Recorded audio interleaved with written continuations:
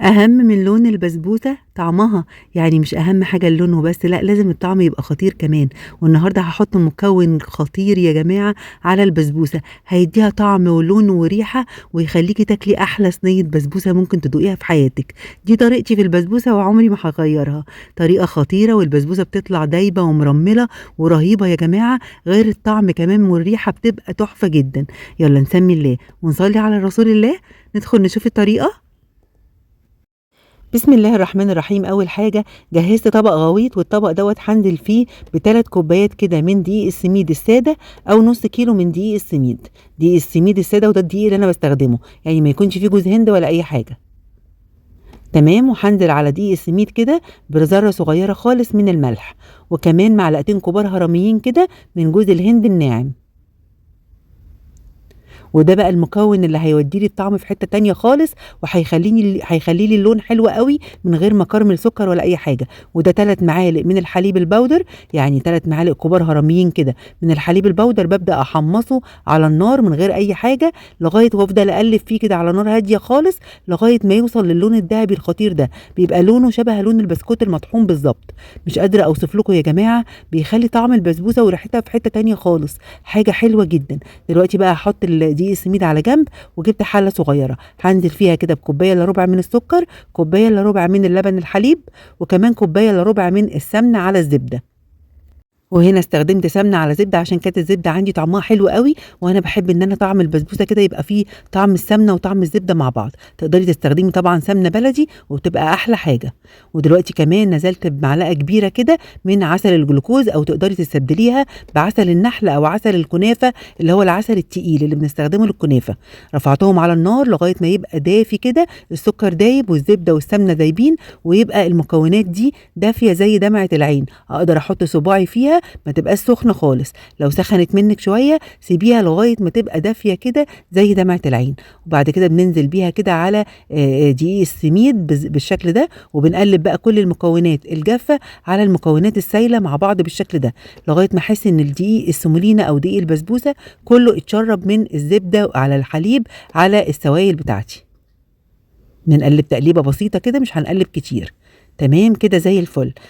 بعدين دلوقتي كمان جهّزت صينية مقاس 30 وممكن تستخدمي صينية مقاس 32 كمان، دهنتها كده معلقة من السمنة، وهانزل كده بكل مكونات البسبوسة بالشكل ده، مش قادرة أوصف لكم ريحتها عاملة إزاي، وبُصّوا لونها حلو إزاي من غير ما نكرمل سكر ولا أي حاجة.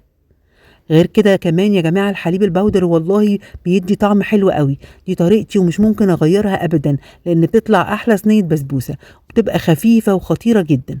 بابدأ أفردها كده في الصينية بضهر معلقة، لغاية كده ما تتساوى كده في الصينية، بعد كده كمان باحاول إن أنا أفردها بإيدي علشان أتأكد كده إن كلّها سِوَى واحد، وبعدين بابدأ أهزّها كده وأخبطها خبطتين عشان الوش كلّه يتساوى، كده زي الفل.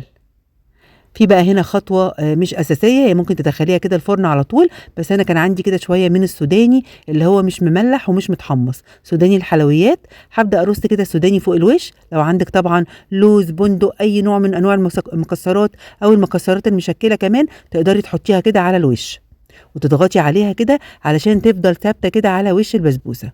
بُصّوا يا جماعة لونها خطير إزاي، تحفة. هاوزّع كده كل كمية السوداني اللي معايا بالشكل ده. حلو جدًا وبيدّي طعم وريحة حلوة أوي، وممكن تسيبيها سادة زي ما هي. تمام، بعد ما خلّصت كده كل السوداني ورصيته كده، بُصّوا الصينية بتتكلم عن نفسها، هادخّلها فرن ساخن على درجة حرارة 200، أول ما تحمَر من الحروف باشغّل الشواية دقيقتين 3 بس. دلوقتي بقى أول ما دخّلت البسبوسة الفرن، تعالوا نعمل الشربات. والشربات كان عبارة عن كوباية ونُص من السكر، عليها كوبايتين من المَيّة، تمام، وعليهم كده ذرة صغيرة خالص من الفانيليا، وعصرة يعني عصرة نُص ليمونة صغيّرة خالص، نقطتين كده من الليمون، ودلوقتي هاحط كمان معلقة كبيرة كده من عسل الجلوكوز، عسل الجلوكوز يا جماعة بيوازن لي الطعم كده وبيخلّيه حلو أوي. بارفع الشربات دوّة على النار 10 دقايق، أول ما يغلي كده 10 دقايق بانزل كده بمعلقة من السمنة البلدي أو مكعب صغيّر كده من الزبدة، وبأول ما باقلّبه ويدوب كده هنا كنت طلّعت البسبوسة من الفرن، وهابدأ أسقيها بالشربات كده، البسبوسة تكون سخنة والشربات كمان يكون سخن، يعني الاتنين كده أكون لسه طافية عليهم. باحط الشربات على النار لمّا أحس كده إن البسبوسة فاضل لها 10 دقايق أو 15 دقيقة بس وتطلع من الفرن. أول ما سقيتها بالشربات كده على مرتين 3 و هابدأ إن أنا أغطّيها بالفويل أو أغطّيها بأي حاجة علشان تبقى دايبة معايا وطرية، وباسيبها تبرد تمامًا لمدة ساعة، ساعة، ساعة ونُص أو ساعتين كمان. كل ما اسيبها تبرد كل ما هيبقى أفضل، وهتتقطّع معايا وتبقى زي الفل وتبقى متماسكة كده وخطيرة. بُصّوا يا جماعة دايبة خالص وشاربة كل الشربات، وكمان لونها خطير وريحتها كمان تحفة جدًا. دلوقتي بقى بابدأ أقطّعها بالشكل ده. مش قادرة أوصف لكم إزاي بتبقى لذيذة وخفيفة وكمان كل حاجة فيها مضبوطة. بُصّوا بقى دلوقتي هنبدأ نطلّع خرطة مع بعض. بُصّوا لونها حلو إزاي، كإنِّك بالضبط مكرملة لها سُكّر. خطيرة يا جماعة وطعمها حلو أوي، دايبة كده ومرمّلة ورهيبة. بُصّوا عاملة إزاي، بجد مش هتشبعوا منها أبدًا، وكل اللي يدوقها هتعجبه جدًا. بجد يا جماعة والله ولا غلطة، وماشية على الطريقة دي بقى لي فترة طويلة ومش ممكن أغيّرها أبدًا.